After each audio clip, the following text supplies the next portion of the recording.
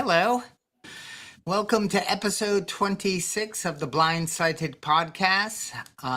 Today we're talking about boundaries, and maybe the first thought that comes is sports, because it does to me. Sports with boundaries makes for a good game, and life with boundaries also makes for a good game. And my name is Charlie Collins. I am a coach, a speaker, an author, and a podcaster. And that's about it for now. Good morning, everybody. My name is Brenda. I'm the founder of timefor10.com. We are a coaching service. And what we do is we help people change their conditioned thinking by inventorying disturbances and shining a new light on them so they can see things differently and experience more peace and freedom and joy in their lives. And we love doing this, and we love working with people. And I'm excited to talk about boundaries. Very excited. I didn't know what they were for a long time, or I was confused about what they were, but we're going to clear all that up today. So yeah, me too. It's like, oh, well, you got to set boundaries. I'm like, whatever. I don't even know what you're talking about. I don't like it. Because I have a boundary that I don't want to learn anything. I haven't suffered enough, so shut up. And you know, and I was thinking first, like, gosh, imagine watching a football game or a hockey where there's no wall around the ice. It just continues. And they just skate. You know, they start in like Connecticut and then they're skating and they're in Texas still. You know, it would make no sense. There would be in that group, there would be dominant people that take advantage and walk all over those who want to play within a certain frame of mind and on a field, the game of life. And, you know, and I was thinking, wow, that would be hilarious if, like, you know, you could just throw a pass in football and there's no boundary. You can just catch it like in the crowd and it's okay. It wouldn't make sense. It wouldn't add up. It wouldn't be as thrilling. And I think, you know, and then when I learned, Brenda, that I need to set personal and work boundaries, I'm like, okay, well, what flag goes up in the air? So we'll talk like what do we notice within our day that maybe I need to take a look at some personal boundaries or work boundaries? Well, one is I say yes to everything. I don't seem to have the ability to say no. Or I do. I think I want to say no, but I don't say no because I want to be helpful. I want to help those people succeed. And I want to really make sure they like me and I do a good job. I want to help them be happy. I'm taking on the role of their power, of, you know, doing for them. I'm not noticing that my needs are just as important as other people's needs. That I'm giving of myself, even though there's times it doesn't work for me. I don't feel good about it, but I pretend that it's okay. So if I'm a yes man, that was one of mine. And when we become that person, they do ask more of us, whether it's family, friends, and especially the work environment. They notice that we're the yes person and we kind of take on things because, God forbid, we said that other scarier word, no. But wow, what I learned from learning that the way I was doing it was creating friction, was creating resentment, I was tired. I didn't understand why I'm doing so much. I'm doing for others, but I'm exhausted. I'm burned out. I don't get why this isn't working. And then I started to learn about boundaries. Me too, Charlie. You started out by talking about sports. And what would it look like if there weren't any boundaries in sports? And, you know, the first thing that popped into my head was people would get hurt. People would get hurt. And that's what happens when we don't set personal boundaries. Other people get hurt and we get hurt ourselves. We hurt ourselves by not setting boundaries. And I think the workplace is a really good place to start. And I suffer from some of the same, I want to say, squishy boundaries when it comes to, you know, exercising self-care in the work environment, saying yes because the validation feels good. Oh, you did a good job. Oh, you know, I'm always the one who solves all the problems. And so that validation of being special and feeling important and making the boss happy and all of that feel good stuff really can backfire, because number one, I start to become dependent on that. And number two, I'm not able to set boundaries or say no because I'm so used to saying yes. And then exactly what you said happens, which is resentment starts to ensue for me. I'm like, they just keep giving me more and more and more and more to do that isn't even part of my job or the job that I was hired to do. And I created this environment by not setting boundaries that I'm now resentful at them for. And it's really, I'm the only one that can set the boundaries for myself. They're not going to set any boundaries for myself. I learned a long time ago, and this is human nature. This isn't a judgment on other people. People will take as much as you're willing to give. They just will. That's human nature. So if you're going to give, they're going to keep taking. And so the boundaries are really important to set if you want to experience peace of mind and freedom and peace and joy personally and in the workplace. Yeah. Well, if you cherish well-being and living a life of values and this peace of mind, well, you got to create a structure because it doesn't happen automatically. No. Like you said, and there's people that like to manipulate. And maybe they have their own thing. So this isn't that they intentionally, maybe some do, but some just know the weakest link in the chain is my go-to because they're part of the chain. They're help holding it together and they don't say no. And I might say, I really want to get this done by the end of the day, but my dog's paw is hurting, and and that's a manipulation tactic where the person is sensitive in that area. Oh, it's okay, I'll take it on. I knew that was going to happen, but I need to, I think it's okay because they say yes, they do a good job, they don't complain usually. But then I find out they are complaining because I was, but not to the person, right? Not to the, I was off doing it to others. Like, this sucks. This guy's a jerk. They all, and really just hold up a mirror. Who's the baby in this whole thing? Me, because I'm not putting my foot down saying no. And here's why. No, I walked into the office of a gal that worked at my Vision Dynamics, my company, and she was a yes gal. And but finally she must have read a book. She learned about boundaries, and she said, well, hold on, before I take on what you're asking me to do, we've already agreed upon project A, B, and C, and each of these have a deadline, and I'm moving towards that, and this week is busy. So if you want me to take on project new and help you out on this, that means the other stuff's going to get placed on hold, and I'm not going to meet the deadlines. So if you're okay with that, then I'll allow this. I will take this on.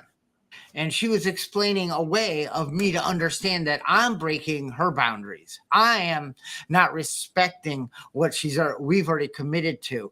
And I'm not knowing that. I'm not seeing that. She helped me see it. And I went, huh.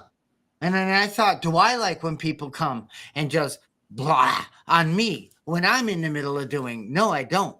But I get it. They are not able to solve or do or finish something, and they're stuck and they need me to help. But there is a better way. And through creating boundaries and talking things out and showing self-respect, things got a lot better. That's a really good example, Charlie.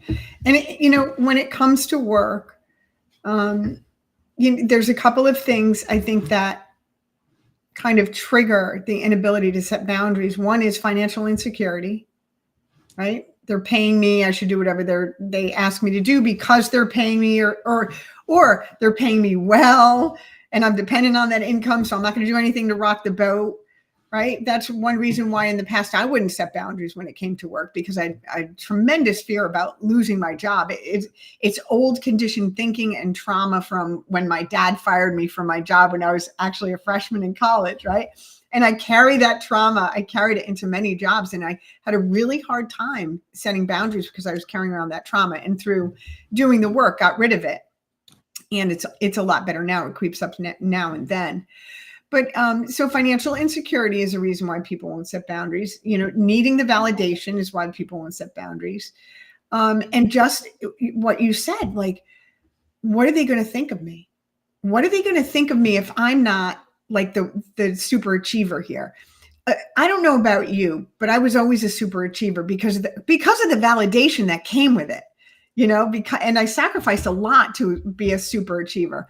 And then when I started practicing boundaries, Charlie, when I actually started saying no, or I can't do that right now, or just saying no, and I wasn't the super achiever, guess what? The world kept spinning. I didn't lose my job, right? People stopped coming to me with every little thing. One of the things that I did as a boundary, because a boundary doesn't always have to be saying to an individual to their face, this is not the way it's going to work. Like, one of the things I did is I created a knowledge base. So, because the same people would come to me with the same question every other day. So what I did instead is I built a knowledge base, and I said, I put an article out there, and I sent it out to the company. Here's the article. If you have, if this question comes up, go read this article. And I started doing that years ago. So now the database is full of how to do things on your own, which has helped me tremendously in my job. And for me, I call that a soft boundary. I call it Brendas Get It Done Wiki. Get it done yourself. Yeah.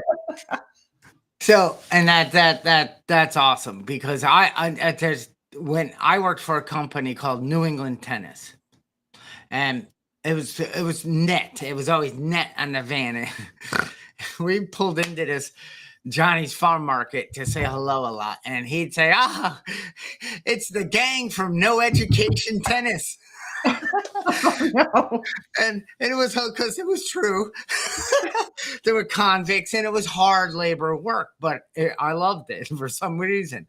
But I realized I needed to get in there earlier. I'm legally blind. And if I showed up at the minute, you had to get the van packed, and boom, learn where we're going. We're resurfacing 8 tennis courts. You had to bring the tapes, the nails, the hard true, the brooms, the levelers, all the things. I would be kind of flustered in the morning because they could just look around and grab things. I couldn't. So I felt weird in that, and people would be doing for me and all. So I started going in 30 minutes early. But before I left at night, I didn't have to announce this. I didn't need anybody to change in the company. It was a personal boundary. It was a choice. It was a decision. It was discipline. But really, creating a boundary involves that to me. It's not easy. It's a change. It's a new way of thinking to get a different result. And I went in 30, but before I left, I said, hey, where are we going tomorrow? And the owner would say, tomorrow we're going to Easton, Connecticut. We got, 5 green hard true and 2 red clays we're doing. And, and the crew is going to be this and that. And I said, okay, now I know what I need. So I would come in the morning, and I started setting up things and getting ready so I could then just help load the van instead of running around looking for things. But I noticed I started doing this, and the owner or somebody would be there, and they would say, oh, look at this. I have somebody I can dump some things on. Like, hey, now that you're here early, would you mind? I said, well, there's 2 things. I haven't punched in yet. I'm doing this to improve how I approach the day. And secondly, no, I won't do anything else except what I need to do to succeed throughout this day today for your freaking company. I didn't say that, and he said, well, here, let me come back at that. You continue to come in like you're doing, but you punch in. You deserve to get paid for this initiative, this type of thinking. We don't see that a lot around here. And that felt, now I didn't know, Brenda, back then. This was in the 80s. I didn't know I was doing boundary work. I didn't know what I was doing. I was thinking, how can I make it easier on me so I can, because I wanted to fit in. I wanted to be like sighted people. I wanted to be able to show up and produce like they could all day long. Yeah. Yeah. And that is unique for a lot of people to be able to do that. That's a unique approach, what you just talked about. The other thing about setting work boundaries, Charlie, is people don't like change. People don't like change. And one of the things I've discovered, because we want to talk about different boundaries today. We don't want to spend the whole podcast on work. So I want to wrap my work experience up with this. In setting work boundaries, and I've worked for some really big companies. I was trained in IT. So it was an experience to work in IT. And, in setting work boundaries, if I would set a boundary and my employer would continue to violate the boundary, in other words, say, I'm going to not change their behavior after setting the boundary. Because I get this question a lot in coaching too. Well, what if I set a boundary and they don't respect it? Well, then there's another decision that needs to be made. And that decision that needs to be made for me was, is this the right environment for me? Am I in the right company? Yep. Because that is not a company where I can thrive, where I'm not respected and my boundaries are not respected. And of course, you have to check and make sure that your boundaries are reasonable. Like, one of my hard stops is, I'll give you 8 hours. That's it. I have a full, rich life that I lead outside of this work that I'm doing for this particular company. Outside of those 8 hours are mine. And I choose what I do at that time. You don't get to dictate what I do at that time. And if that boundary isn't able to be respected, then that might not be the right environment for me. And what I found is that there's always another opportunity. When one door closes, another one will always open. You may have to wait in the hallway for a little while, but it does open. I trust 100% that the universe will bring into my awareness and into my experience that which is for my highest good. Yeah, I like that, because personal boundaries, family, friends, relatives, places. If you go to, you're in the Knights of Columbus, and you're in 12-step groups and all that. The boundaries are necessary. And it's like, I don't need to announce. I don't need to. I come and go. I do. But I know my limits. I know where I start to get irritable, maybe a little discontented, and I want to run the show. I want to fix things. Yeah. I want people to act differently. I want you to shut it, and I know I have now crossed my line, and we all have a threshold, right? Yes. We have a good friend, Eve, and Eve taught me about the bar. And not the one that I don't go into anymore, not the one that I used to go to solve my no boundary life issues and my resentment and my low self-esteem and my waves of self-pity and depression. That was the bar I went to ease that pain. But no, I'm talking about the bar of life. Like I think of a pole vault or a high, we just had the Olympics, and I pole vaulted in high school and I stunk. I did it because it was the easiest sport to do. And, but anyway, I think about the bar, and as I was sharing and Eve reminded me that I set the bar really high, and I have a boundary, almost limitless boundary for me. Like, I don't cap it. I put it. Why was I doing that? And it's because I think all the years I thought I had to compete with sighted people. I thought I had to be something, or be more of something, or make more, because I need you to know I'm not a loser. Now, I don't think I'm a loser anymore, but you said it earlier. It's programmed. It was a conditioned way that I did things. So when I went at things, I set the bar really high. Yeah. It had to be perfectly adjusted, cleaned, and had to work a certain way, whatever the project or the thing I was doing. And a lot of that worth, like if I didn't hit that mark, then I felt those waves of self-pity and depression come back into my life. Yeah. And I thought, like, what is triggering this? Well, did you ever consider lowering the bar?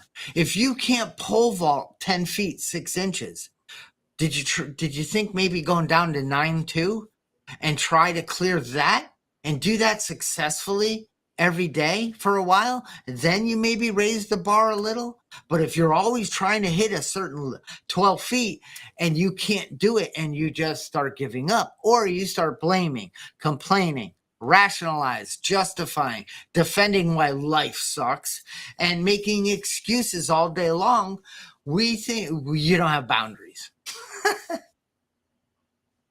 I like that about lowering the bar and trying that on for size. You know what that reminds me of, Charlie? The first time I started getting comfortable with saying, I don't know. I don't know. And the world didn't stop spinning. I don't know. Or asking for help, right? It's, lowering the bar to something that you can achieve and at the same time experience comfort. Like, you're not super achieving. You're not throwing yourself out there. You're not driving yourself crazy. You're doing the best that you can. That's really lowering the bar, is doing the best that you can, not how you think you should be doing. I should be doing X, Y, and Z. I should be putting in 10 hours or 12 hours a day like the guy next to me does. No, that doesn't work for me. So the bar is what really works for you. And so part of being able to recognize what works for you is you have to take the time to get to know yourself, to just observe, how do you feel when you're shooting for the stars in whatever it is that you're doing? How does it really make you feel inside? Are you all excited about doing that? Or are you feeling under pressure? Is your blood pressure rising? Is your heart racing? Are you reaching for sugar and snacks to get through the day, right? These are all little things that can tell you whether or not this is working for you or not, to pay attention to how you're responding to the environment. Most of us don't even stop to pay attention to how we are reacting and responding to the environment. We just kind of blow through the day. Do you ever sit down when you used to work for companies, you sit down, you start going, and the next thing you know, it's like noon, it's time for lunch. So where are you during that time? You're just doing. And when you're just doing what Bruce Lipton calls that, he's like the father of epigenetics. He said, when you're just doing like that, your subconscious brain is running the show. That 0 to 7 years of programming is running the show because you're not paying attention. When you're not paying attention, that's running the show. And boy, that's a scary show for me when that's what's running it. Yeah, and the bar, again, is basically boundary. It's a boundary. It is. It's nothing more. It's just I can see it, but I realize that it has to have one on the side, each side, and the bottom. It doesn't mean I need to live in a box. It means I operate well, knowing self as I go through the day, as I go to a certain party. You know what I mean? It's just sometimes there's all different kinds of people and attitudes, and there's toxic people, and there's joyful people, and there's people that aren't afraid to say, I don't know, and I'm figuring this out. And there's all sorts of people. There's awake people that are present, people that aren't full of anxiety and stress, and they know they can do what they can do in a day. And I didn't know all that. And it doesn't mean I know all that either at the same time. I trust my senses. I trust that it doesn't feel right. It doesn't smell right. It doesn't taste right. It doesn't sound right. And each of our senses activates different centers of our brain, our visual cortex, and this is what really develops our self-respect and the character of us. And I've been really honing in on senses lately. And I tell you, I was working on a chainsaw, and What does this have to do with a boundary? Well, I do it the way I do it. And I'm working on it, but I'm not looking because I don't need to. Why? Because my hands do the looking. They're sending the information from my fingertip to my brain and creating an image. So I know what I'm doing. And as somebody working or might be like, they want to get in, they want to take charge, they don't understand. Let me do that for you. Let me show you, let me help. And it's like, I am perfectly doing fine inside my boundary that works for me. And and I get it. It doesn't make sense to somebody, but I trust and rely on these senses and the guidance of my internal system, that the flow of my day, the flow of my relationships, and my impact I'm making, something's working when I'm within the guidelines of the approach that I want to take to move through the day. And it's not selfish. It's not I'm thinking of me only. It's not that I'm more important than you. It's none of that. Mm-hmm.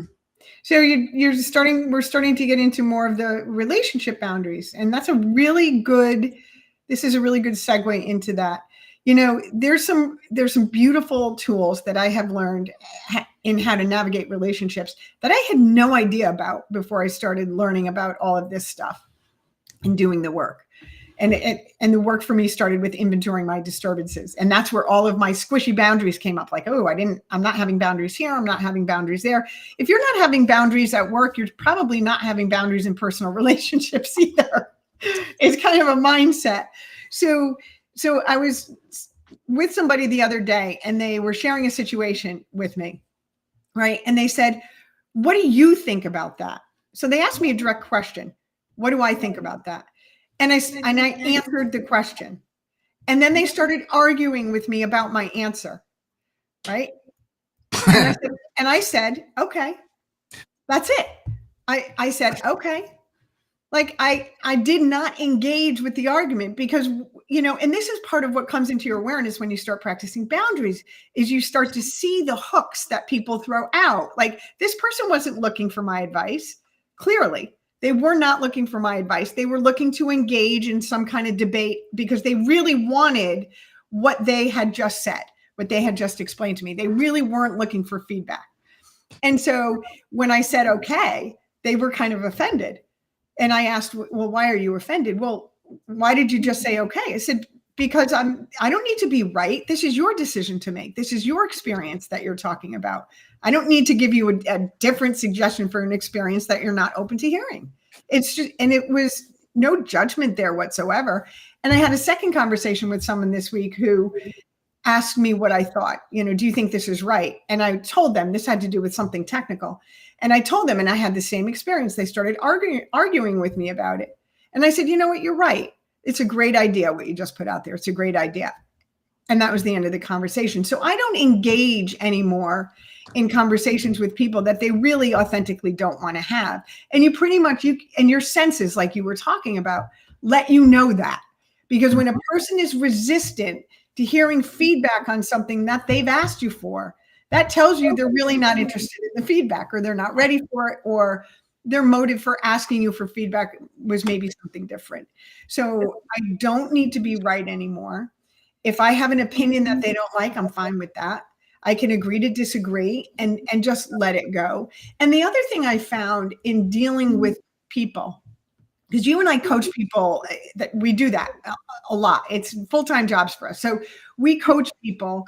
And so we have to have this dynamic of being able to navigate all kinds of personalities.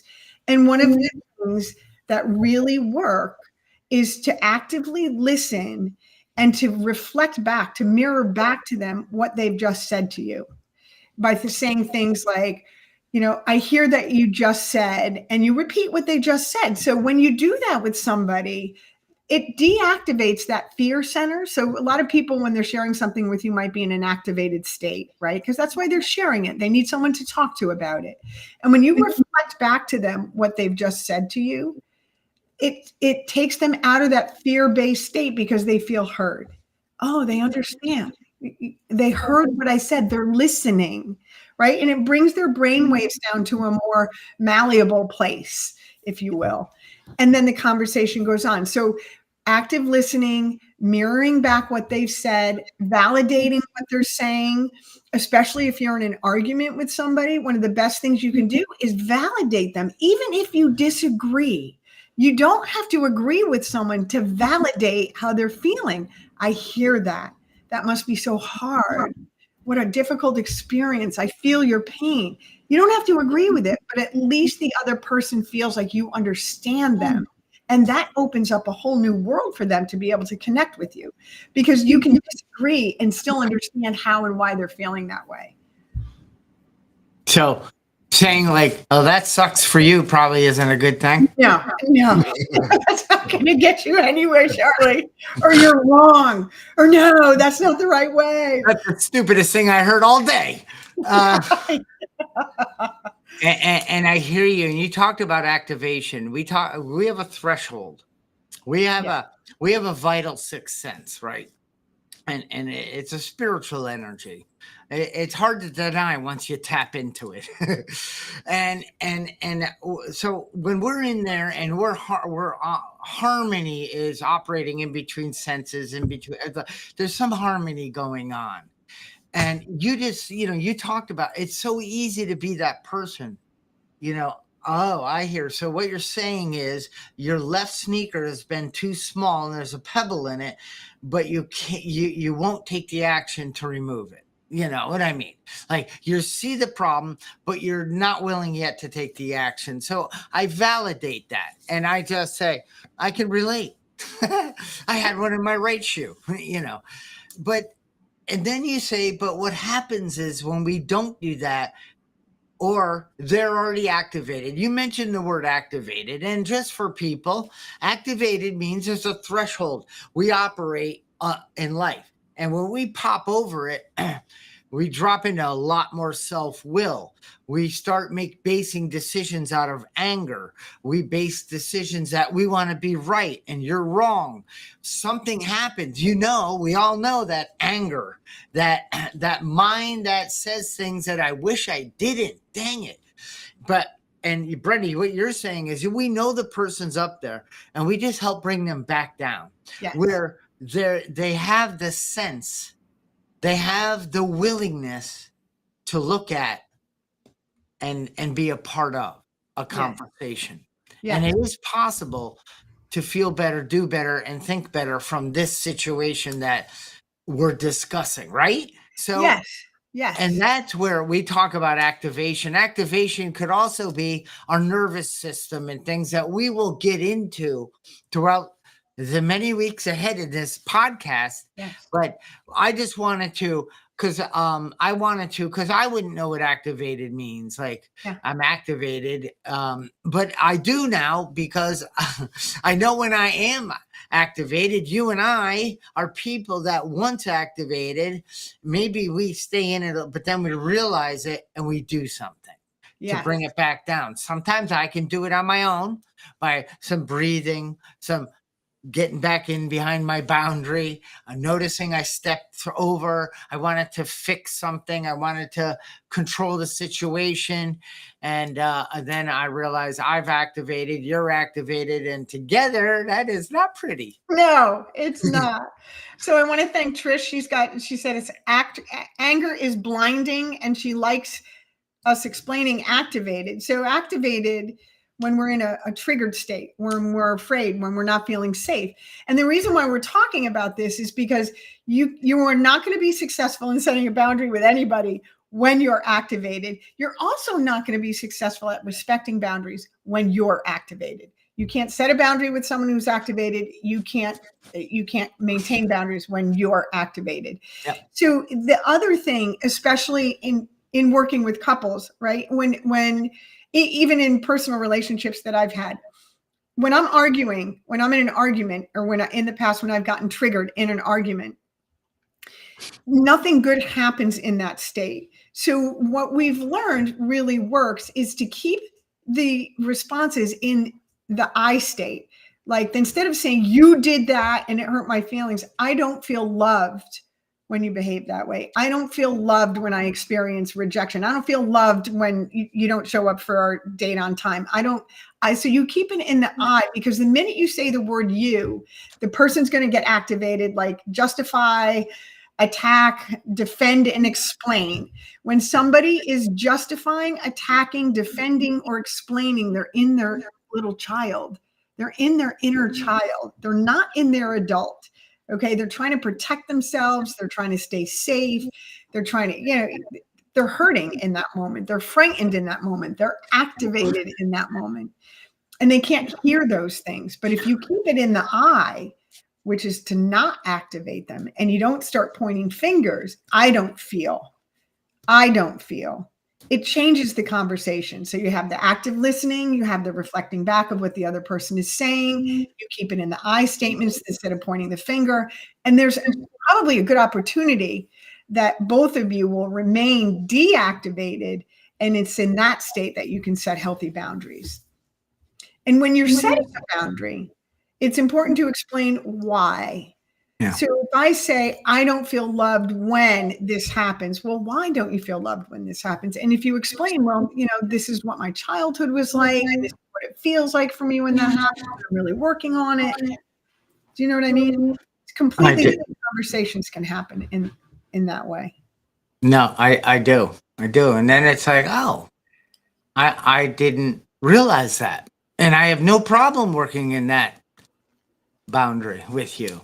And wow, thank you for sharing that way, because this is something I was not seeing because I was thinking differently. And it's like, and I say that's a really good way to look at it. Thank you. That's something I would never have said in the past. My thinking was that's a stupid way to look at it. Because it's not my way. Right? I mean, how dare you think differently than me? That's so dumb. Oh my God, Charlie's Boundaries. That's going to be my next book. Right? So Trish says, don't make decisions or take actions when activated. And that is dead on. How many times, Charlie, have we had a kerfuffle, I like to call it, a kerfuffle with somebody? And 24 hours later, we're thinking about it and we're like, oh my gosh, how did I get so upset? Why did I get so upset? Why is that such a big deal? Like the next day when I'm not activated, I'm like, oh no, because you're not in your right mind when your amygdala, your fear center is activated. You're in protect mode. You're in, the caveman running from the bear mode. It's like, it really is that experience. And thank God we have that in us. Mm-hmm. But we pull it when it's not supposed to be activated quite too often. There's people that are almost 24. I mean, they don't sleep well. They're in it throughout the day, and your body's going to break down because that's a temporary state to protect us. Yeah. But life worse lived, I always say life best lived is life by design. Mm-hmm. And that is not. That is well, I don't want to go too deep into that, but I want to tell you, once I was having an argument with Molly. You can say her name. I know. She's probably not listening because they're at a tag sale. But anyway, I was, whatever. And I'm right. She's right. I'm right. She's right. I'm right. Okay. And it's like, rah, now it's like you said, I'm protecting. I'm threatened by this predator in my house, and I'm going to dominate this. And the phone rings. Hello. Hey, how are you? Hold on, I got to finish winning. But it was amazing. I'm like heated, and then the phone rang, and I was okay. Hey, what's up, man? I wouldn't dare want you to know it. I'm in a shouting match. And then those would turn into storm away. And before I slammed the door, get the last word in, shut the door. Don't hear you. And it's like, that is so mature. But that's the best I can do when I'm activated. Yeah. When I've lost control of my own mind. Yeah. I am now getting, and you were saying the inner child. I'm like, you know what you could do with that inner child? Kick it in the ass. No, You know Charlie, what I you mean? love on it. And you're like, we got to look at that. That we got to nurture that. We got to see, because we got to then notice that guy, that guy that was diagnosed at a young age with an eye disease and declared legally blind at 13, in that trauma, that guy has made lots of mistakes in his older years of life. And I found that out. And I tied it up, and I saw where it was, how it was affecting me, when all along I didn't think. I thought, what, you know, it didn't. Oh, yes, it did. Yeah, of course it did. Oh, Trish said, anger is what? Blindness? No wonder Blinding. no wonder Blinding. I can't see. Ha ha ha. That's not the truth. So you know what, Charlie, you talked about winning and being right. And one of the things that I try and do, well, two things I want to say. Before I say that, one of the things that's really helpful is your body will tell you that activation is beginning if you pay attention to your body. It's somatics is what it's called. And so your body's an antenna. So it receives the energy from the other person before your brain even has time to process it. Right. So when you start to get activated, if you start paying attention to your body, like I usually feel it in my solar plexus, right above my belly button, right? It just kind of feels funny, like not necessarily butterflies, but I feel a sensation there. That tells me I'm getting activated. So I know instantly that I need to do something that's grounding, whether it's the breathing exercises that we've talked about, or just walking away, going into a different room, getting away from that energy for 10 minutes and coming back into the conversation. These are all things that I've learned to do when that alarm system goes off. I pay attention to my body. And the other thing is, if you play the tape forward and you think about it and you just say, okay, I'm right. Let's just assume in this disagreement that I'm right. Okay, so does that help at all in the conversation? No, it doesn't help that you're right. It doesn't matter that you're right, or that even if you're not right, if you believe you're right, you play the tape out. Okay, you're right. And how does that help the other person? How does it even help you to be right? It doesn't. It doesn't matter who's right. That's why you're arguing, because you can't agree on who's. It doesn't matter. So assume you're right. Now, how can you be of service? How can you lower your bar a little bit and help the other person raise their bar a little bit so you guys can meet in the middle? That's really the game we're playing here. And in the middle is where the boundaries can be set. By expressing, this is how I feel when I experience whatever it is that you're arguing about, or whatever it is that got you activated. This is what I experience. So it's not even you. This is my stuff I'm experiencing, and it happens when this kind of event happens between us. It's a different conversation than you did that to me, and now it's your fault I'm feeling this way. First of all, no one can make you feel anything. No one can make you feel anything. They can expose what you already feel about yourself. And that's to say they can trigger old trauma, which is, 9 times out of 10, when I'm having a disagreement with somebody, whether it's because I haven't set a boundary or they're not respecting a boundary, I'm being triggered. I'm responsible for my triggers, not the other person. Because none of it's ever personal. They're thinking about, who are they thinking about 98% of the time, Charlie? Themselves. Yeah, I was going to say, not me. Yeah, they're not thinking about you, no. And it's human nature to think about yourself first. Survival, it's an instinct. It's an instinct to think about yourself first. So I guess it's I'm rubber and you're glue. What you say bounces off me and sticks to you. Yes. That's exactly how old we are when we get into these kerfuffles. Well, I mean, it's such. I mean, you want a goal. You want something and aim a little higher in life. Something to strive for. Just know that absolutely nobody can make you feel. Nobody can make you anxious. Nobody can make you angry. Nobody can make you happy. Now, doesn't mean Doesn't mean having a life partner and you just joy and you experience pleasure and things are great, but it does mean that it's not anyone else's responsibility to make me feel good. And it's never been anybody's, no one has ever been responsible for making me feel angry. Right. But like you said, what it did is activated something unresolved in me. So it's not happening to me, it's happening for me. Oh, I'm getting irritated with this conversation, and I'm going to,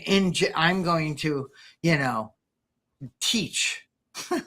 I'm going to control this. I'm going to teach that you people are just nonsense. You're talking, you don't even know what you're talking about. You're just blabbing, and I need to fix this. But what in me, why am I starting to get triggered? What is happening? And Brenda, I feel it in my face. I start to feel like somebody's behind me pulling on my skin. And I know, and do I have the power to take a breath, walk away, walk into a bathroom and take some breaths and recalibrate and come back out into that event and that environment and be okay? Yes. Do I do it always? No. Am I gotten better at it? Yes, because it never works out well when I want to be right or control or end on my note. Right. And so now we're talking about boundaries with self. Yeah. We're talking about how to calibrate yourself and have discipline with your own feelings and your responsibility for your own feelings in any given situation, and have some boundaries with that. Because really, it all begins and ends with you. You may not have gotten the ball rolling. Sometimes you get the ball rolling. But even at times when somebody does something that truly is offensive, you always have a choice whether to attach meaning to what somebody else has done or not. We attach meaning to it. And when we attach meaning to someone else's behavior, that's when the suffering starts. I'll never forget, and I've told this story before, but it's worth repeating. I had a really abusive childhood, and I was working with my coach on getting rid of some of those resentments. And one of the things she said to me was, because my father was very violent, she said, if you took yourself out of the room and put anybody else in there, would your father have behaved any differently? And I'd never thought about that before, because I'd always personalized it. He's doing this to me. He doesn't love me. I'm not lovable. There must be something wrong with me. And when I thought about that question, I said, no, like he beat us all. He didn't just beat me. He beat us all. And she said, then it wasn't personal. It wasn't personal. And it blew my mind to think about that event in that way, to think about it differently. Yeah. And keep saying that, and that I don't mean you, I mean us and those who are watching, listening, who are here live, who are watching this as this becomes a ranked video on the YouTube platforms and all the different areas we post this. It's, if I took me out of that and it was something else, could that situation, that person have acted? Could that event have happened the way it did? Yes. Yeah. So did it have to do with me? No, you were just there. Now, later in life, that's different, but we're talking about where some of this, the root of this struggle could come from, when we get activated because of others' words. Now, right. we don't want to put ourselves in that position to be hurt. So we don't want to put ourselves around people that are a bit toxic or, self-willing, or a little angry at times, who are kind of, full of self, really narcissistic. I got to get my way all the time. Our manipulators, because we don't want to have to practice our spiritual principles all the time. But Brenda, you said something like,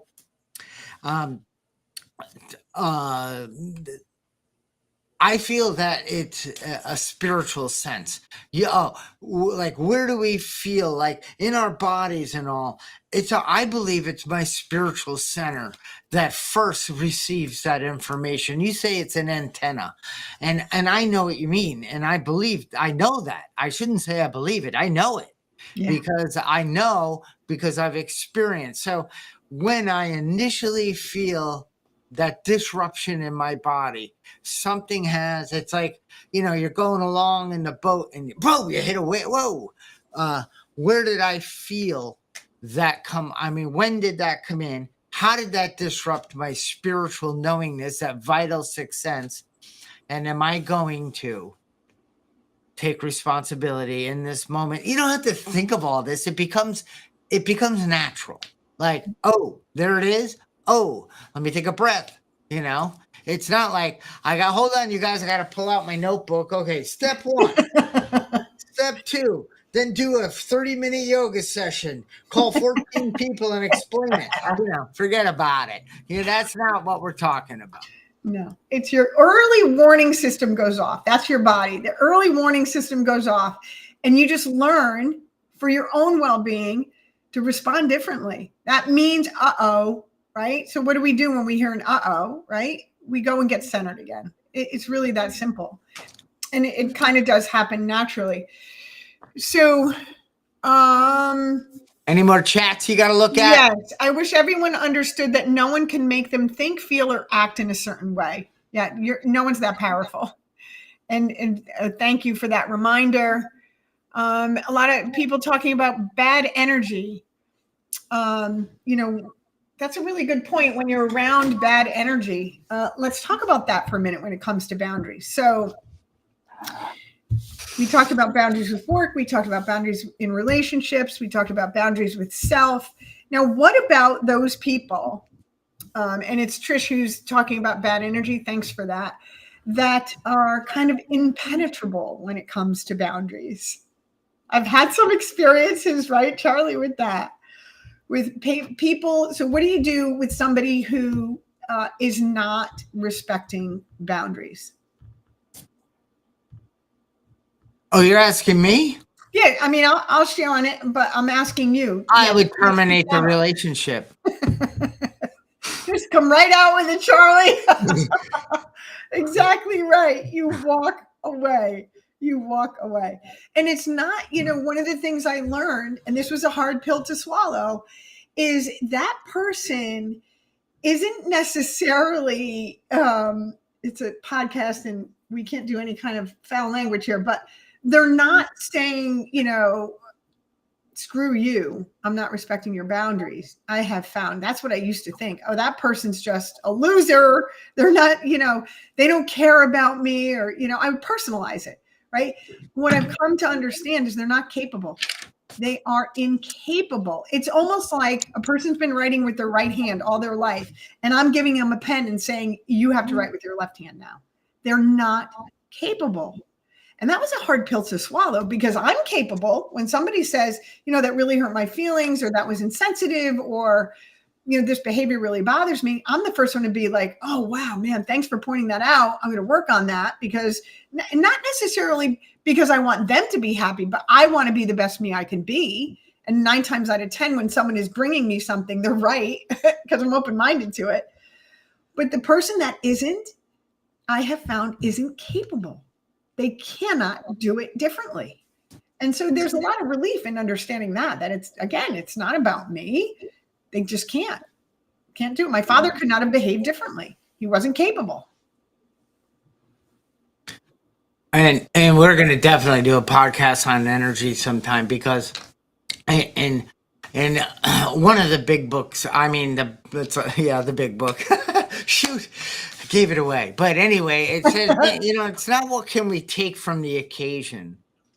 And that's when I have a bad energy, when an energy of, I'm here, everybody notice me, come say hi to me, and tell me why I'm here, making me happy, make this a good occasion for me.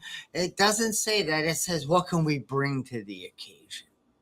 And I definitely have puked my bad energy out around in environments, around people, grumpy, and darn it, that stuff I regret. It's like, I don't want to be that guy. I want to be inspirational and, happy, joyous, and free. And I get it. That's not a permanent state. It takes work. But Yeah, well, I definitely want to talk because energy in motion is the game of life, really. I mean, that's all it is. Everything is energy, and we're a part of that everything. And when we align with that, and we have the energy to get up and live life, uh, gosh, I'm still blown away at what it was like, what happened, and what it's like now. Me And too, because I Charlie. only know my now 6 months ago, my now is better than it was back then.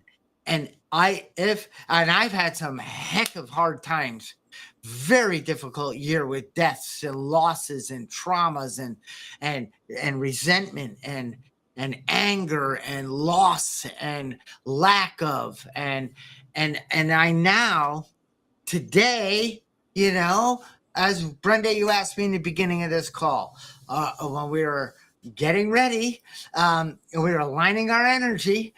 You asked me, I said, I'm feeling that I'm getting back more into the flow. I'm getting connected. I'm feeling content. I'm not fighting. I have stopped fighting anything or anyone, at least for this morning so far. It's a great place to end, Charlie. This flew by. Maybe we should do another one on boundaries. I mean, we tapped into a lot today, and it was good. This was a good podcast for me. And for me too.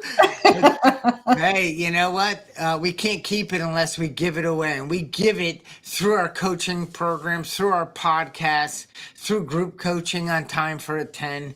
And I will be launching a new website very, soon. I'm not telling you when because I haven't can't wait. but it's in process. I will be getting back out into the market, speaking and doing more. Because the time is now. The time is now, Charlie. I'm aiming higher, I'm documenting, and I'm sharing the journey. Beautiful. Beautiful. And peace out to all you podcasters. It helped somebody today. Thank you to everyone who came. Thanks, Trish, for all the questions and great comments. Have a great weekend. Yes, you too. Don't want to forget this before I go. Please like, subscribe, and do whatever that says. Share. Bye-bye.